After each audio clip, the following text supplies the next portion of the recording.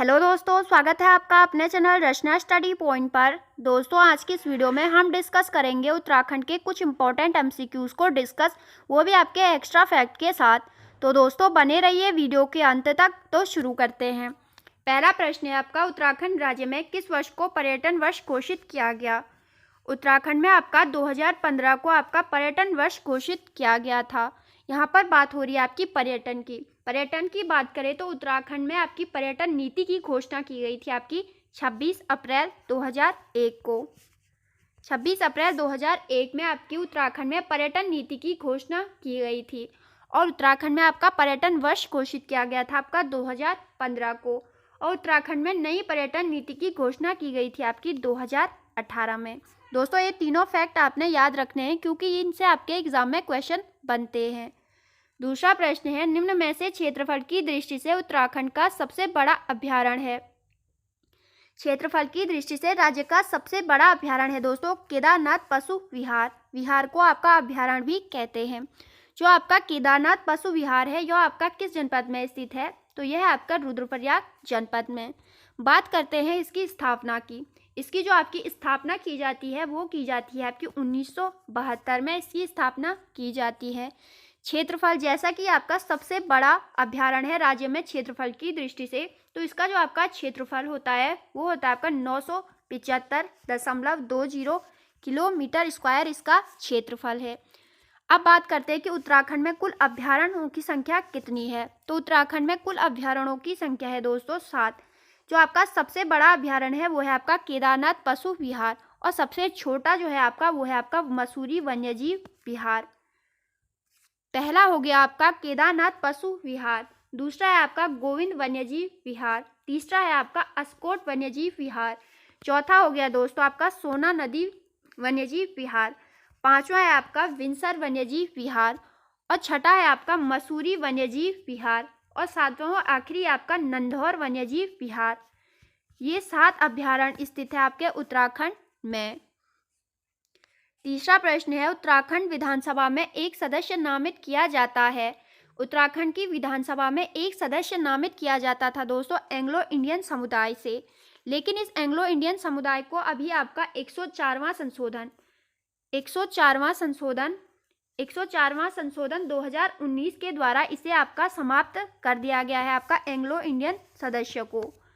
उत्तराखंड के विधानसभा की बात हुई तो उत्तराखंड विधानसभा की बात करें तो उत्तराखंड में विधानसभा की कुल सीटें हैं दोस्तों आपकी 70 सीटें। इसमें से आपकी 15 सीटें हैं आपकी आरक्षित। 15 सीटें आपकी आरक्षित है, जिसमें से कि आपकी 13 सीटें आपकी अनुसूचित जाति यानी कि एससी के लिए आरक्षित हैं और 2 सीटें आपकी अनुसूचित जनजाति यानी कि एसटी के लिए आरक्षित हैं। अब उत्तराखंड विधानसभा में लोकसभा की सीटें की बात करें तो उत्तराखंड में जो आपकी लोकसभा की सीटें हैं वो हैं आपकी 5 सीटें।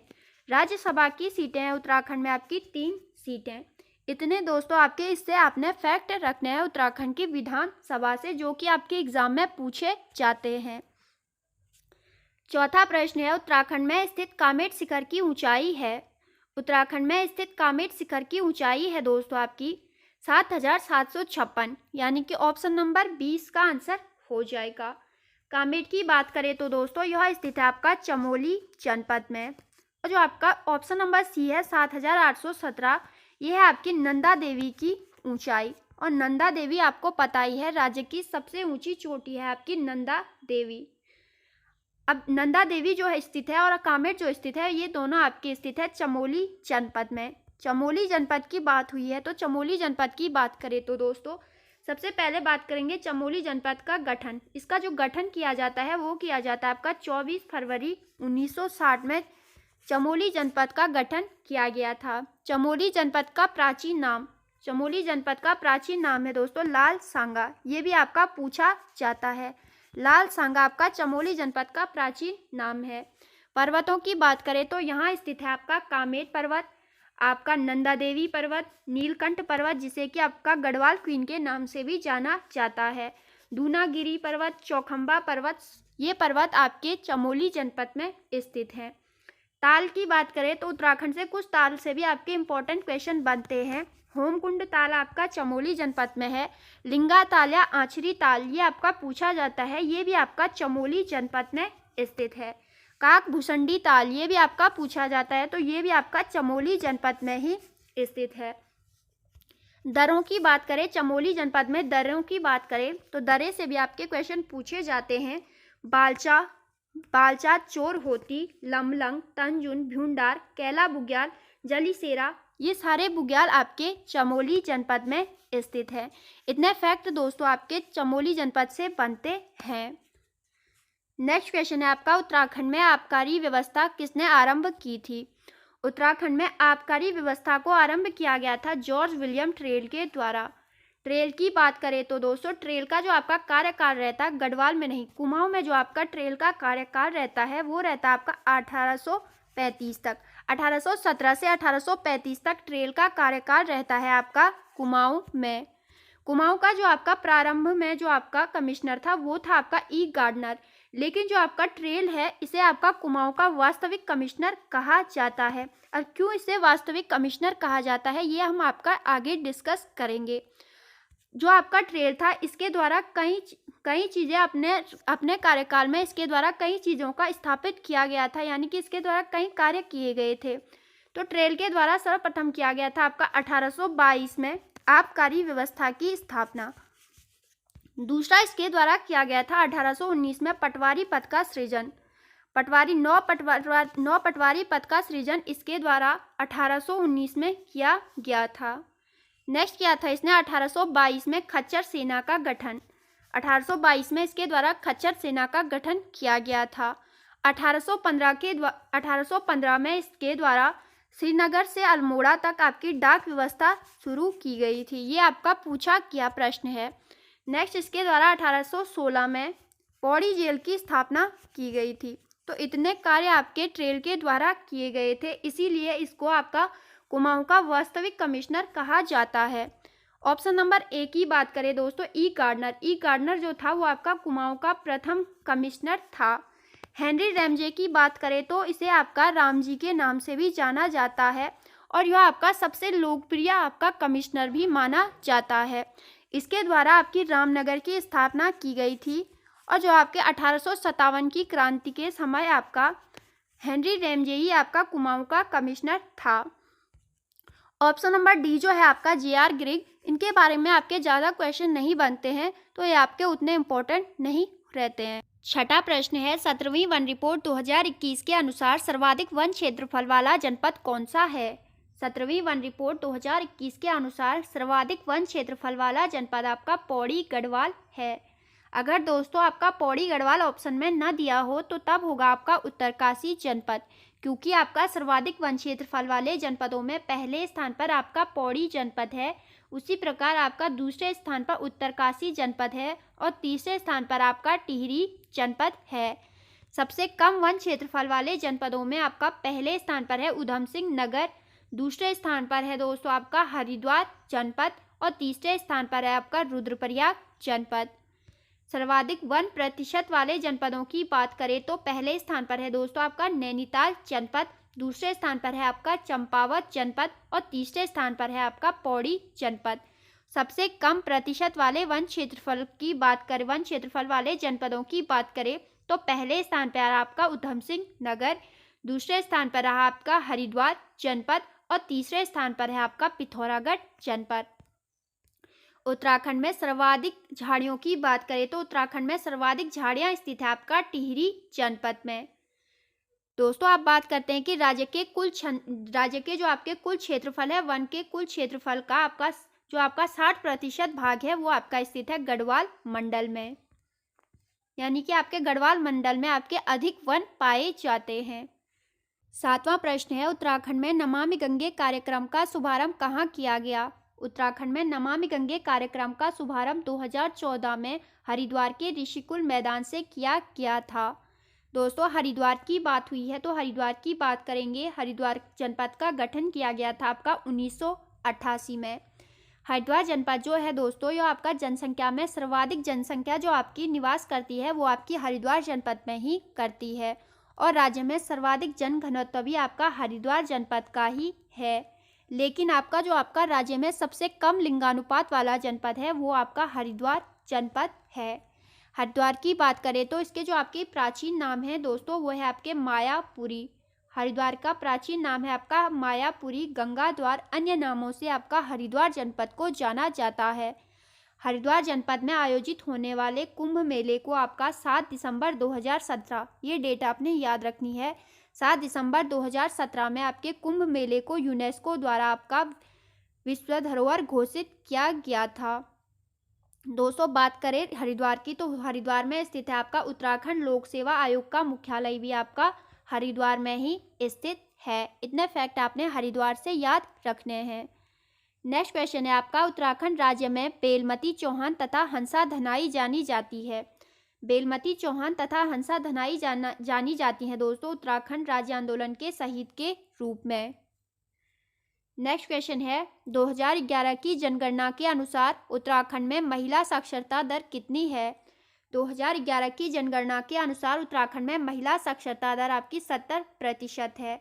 महिला साक्षरता दर की बात करें तो दोस्तों पहले तो बात करते हैं साक्षरता दर की। साक्षरता में उत्तराखंड का देश में स्थान है आपका 17वां स्थान, और इसमें से आपकी जो महिला साक्षरता दर है वो है आपकी 70%, जिसमें से कि आपकी सर्वाधिक महिला साक्षरता दर है आपकी देहरादून जनपद की, और न्यूनतम जो साक्षरता दर है वो है आपकी उत्तरकाशी जनपद की। अब बात करते हैं पुरुष साक्षरता की। राज्य में कुल पुरुष साक्षरता दर है दोस्तों आपकी 87.40% आपकी पुरुष साक्षरता दर है, जिसमें से कि आपके सर्वाधिक पुरुष साक्षरता दर है आपकी रुद्रप्रयाग जनपद की, और न्यूनतम है आपकी हरिद्वार जनपद की। नेक्स्ट क्वेश्चन है टिहरी बांध की ऊंचाई है। टिहरी बांध की ऊंचाई है दोस्तों 260.5 मीटर। टिहरी डैम जो स्थित है वो स्थित है आपका भागीरथी और भिलंगना नदी के संगम पर आपका टिहरी डैम बनाया गया है। नेक्स्ट क्वेश्चन है गोरखाओं ने गढ़वाल पर प्रथम आक्रमण कब किया था। गोरखाओं ने गढ़वाल पर प्रथम आक्रमण किया था दोस्तों आपका 1791 ईस्वी में। 1791 ईस्वी में आपका गोरखाओं के द्वारा गढ़वाल पर, और 1790 ईस्वी में आपका कुमाऊं पर गोरखाओं के द्वारा आक्रमण किया गया था। और 14 मई 1804, ये डेट आपने याद रखनी है, 14 मई 1804 को आपका खुड़बुड़ा का युद्ध होता है, जिसमें कि आपके प्रद्युमन साहब मारे जाते हैं। और उसके बाद आपका 14 मई 1804 के बाद उत्तराखंड में आपका गोरखा शासन स्थापित हो जाता है, जो कि रहता है आपका 1815 तक। संगौली की संधि तक आपका उत्तराखंड में गोरखा शासन रहता है, जिसके की बाद आपका उत्तराखंड में अंग्रेजी शासन स्थापित हो जाता है। इतने फैक्ट आपने इससे याद रखने हैं। नेक्स्ट क्वेश्चन है राजाजी नेशनल पार्क की स्थापना हुई। राजाजी नेशनल पार्क की स्थापना हुई थी दोस्तों 1983 ईस्वी में। राजाजी नेशनल पार्क की बात करें तो दोस्तों यह आपका 3 जनपदों में फैला हुआ है। पहला है आपका देहरादून जनपद, दूसरा है आपका पौड़ी जनपद, और तीसरा है आपका हरिद्वार जनपद। इन 3 जनपदों के नाम आपने याद रखने हैं। राजाजी नेशनल पार्क की बात करें तो दोस्तों राजाजी नेशनल पार्क का नाम रखा गया है भारत के अंतिम गवर्नर जनरल सी राजगोपालाचारी के नाम पर राजाजी नेशनल पार्क का नाम रखा गया है। और 2015 में इसे आपका देश का 48वां और राज्य का दूसरा टाइगर रिजर्व घोषित किया गया था। 13वां प्रश्न है स्कंद पुराण में नंदकानन किस बुग्याल का नाम है। स्कंद पुराण में नंदकानन नाम है दोस्तों आपका फूलों की घाटी का नाम। यहाँ बात हो रही है दोस्तों आपकी फूलों की घाटी की। फूलों की घाटी की बात करें तो इसकी खोज आपकी की गई थी 1931 में फ्रैंक स्माइट के द्वारा, और यह आपका स्थित है चमोली जनपद में। फूलों की घाटी को 1982 में इसे आपका राष्ट्रीय उद्यान बनाया गया था आपका फूलों की घाटी को, और 2005 में इसे आपका यूनेस्को ने विश्व धरोहर घोषित किया था। 14वां प्रश्न है दूनागिरी ग्लेशियर किस जनपद में स्थित है। दूनागिरी ग्लेशियर आपका चमोली जनपद में स्थित है, और चमोली जनपद के बारे में हम ऊपर आपका डिस्कस कर चुके हैं। उत्तराखंड मंत्री परिषद में मुख्यमंत्री सहित अधिकतम कितने मंत्री हो सकते हैं। उत्तराखंड की मंत्री परिषद में मुख्यमंत्री सहित कुल 12 मंत्री हो सकते हैं। नेक्स्ट क्वेश्चन है, पूर्वी रामगंगा नदी का उद्गम होता है। पूर्वी रामगंगा नदी का उद्गम होता है दोस्तों आपका नामिक ग्लेशियर से। और नामिक ग्लेशियर आपका किस जनपद में है, ये आप हमें कमेंट बॉक्स में ज़रूर बताइएगा। नेक्स्ट क्वेश्चन है, उत्तराखंड में होम रूल लीग की स्थापना हुई। उत्तराखंड में होम रूल लीग की स्थापना की गई थी 1914 ईस्वी में। 18वां प्रश्न है, उत्तराखंड का प्रथम उल्लेख किस धार्मिक ग्रंथ में मिलता है। उत्तराखंड का प्रथम उल्लेख आपका ऋग्वेद में मिलता है। ऋग्वेद में उत्तराखंड को आपका देवभूमि और मनीषियों की भूमि कहा गया है। दोस्तों उत्तराखंड को अन्य किन किन धार्मिक ग्रंथों में क्या क्या कहा गया है, तो ऋग्वेद में आपका कहा गया है देवभूमि या मनीषियों की भूमि। दूसरा है आपका ऐतरेय ब्राह्मण। ऐतरेय ब्राह्मण में आपका कहा गया है उत्तर कुरु। उत्तर कुरु आपका ऐतरेय ब्राह्मण में क्या कहा गया है। नेक्स्ट है आपका बौद्ध साहित्य। बौद्ध साहित्यों में उत्तराखंड को कहा गया है दोस्तों आपका हिमवंत। स्कंद पुराण। स्कंद पुराण में उत्तराखंड को 2 केदारखंड और मानस खंड के नाम से कहा गया है आपका, यानी कि आपका केदारखंड जो कहा गया है आपका स्कंद पुराण में, वो आपका गढ़वाल के लिए प्रयुक्त किया गया है। और जो आपका मानस खंड है यह प्रयुक्त किया गया है आपका कुमाऊं के लिए। तो इतना फैक्ट आपने इनसे याद रखने हैं। नेक्स्ट क्वेश्चन है दोस्तों आपका, झिलमिल ताल उत्तराखंड के किस जिले में स्थित है। झिलमिल ताल आपका स्थित है चंपावत जिले में। चंपावत जिले की बात करें तो दोस्तों इसका जो गठन किया गया था वो किया गया था आपका 15 सितंबर 1997 में। 1997 में आपका चंपावत जनपद का गठन किया गया। चंपावत जनपद जो है वो राज्य का सबसे छोटा जनपद है क्षेत्रफल की दृष्टि से, और यह आपका कुमाऊं मंडल के अंतर्गत आता है।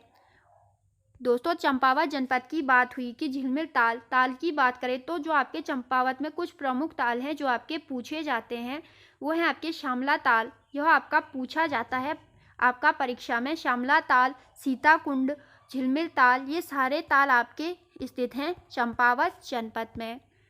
तो दोस्तों ये थी आपकी आज की वीडियो। आई होप आपको वीडियो पसंद आई होगी। अगर वीडियो पसंद आई तो एक लाइक कर देना, चैनल पर नए तो सब्सक्राइब कर देना। Okay, thank you.